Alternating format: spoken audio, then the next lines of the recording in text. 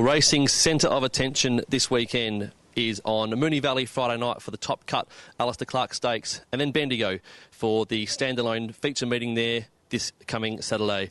One of the jockeys in Victoria who has got a nice book of rides across the weekend is champion jockey Damien Oliver, who joins us to have a chat about him. And Ollie, firstly, Friday night in the Alister Clark, you've got a really nice ride in Sabrage.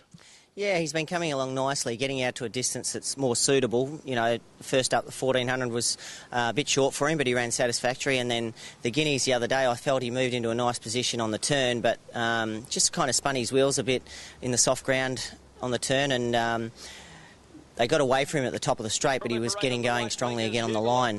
So the 2,000 metres, I feel, is a nice distance for him at this stage, and you know, it's getting to the distance range that we expect him to perform. And third up, this campaign must be really fit now. Yeah, I think his fitness is good, and you know, he's a place getter in the VRC Derby, so I think he'll probably go on towards the Rosehill Guineas after this, and then the AJC Derby.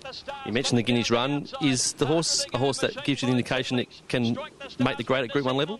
Yeah, particularly at 2,000 metres and above.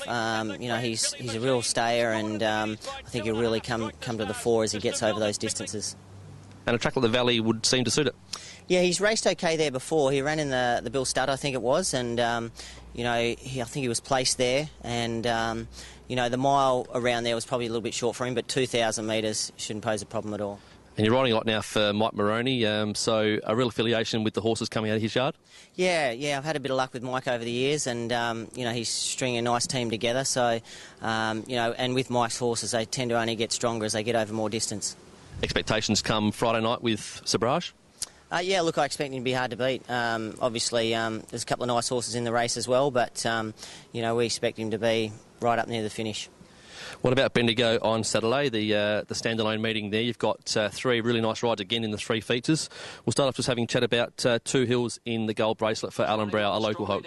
Yeah, well, she's been a most consistent performer over a long period of time now, and you know, they're on a home track. She's in good form, expected to run pretty boldly. Moving to the Golden Mile, of course, a horse you have ridden a few times now, know pretty well. Happy Trails, trained in Adelaide by Paul Bashara. Yeah, once again, out to the mile should really suit him. And a big track like Bendigo too should suit him. He's a horse that tends to race in the second half of the field, so you know, Bendigo's got a nice long straight, plenty of time for him to unwind.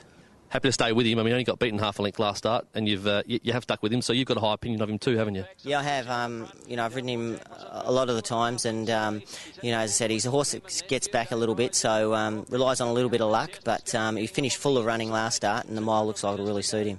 And probably could have won more than just his two he has in his record so far. He's been a little bit unlucky. Yeah, well, that tends to happen when the horses race in the second half of the field. They've got to rely on a little bit of luck. And in the Bendigo Bank Guineas, of course, So Swift, a horse that won the Sandown Guineas in the spring of last year. Lightly raced, only 5 starts, but heaps of ability, hasn't it?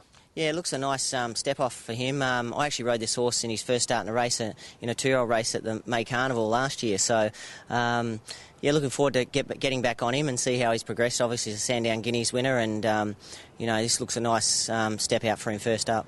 In good care, the Bill and Simon Wild team have got him going particularly well, and they're good trainers, aren't they? Certainly are. Got a great strike rate, and always happy to throw a leg over one of Bill and Simon's. One of your best for the weekend?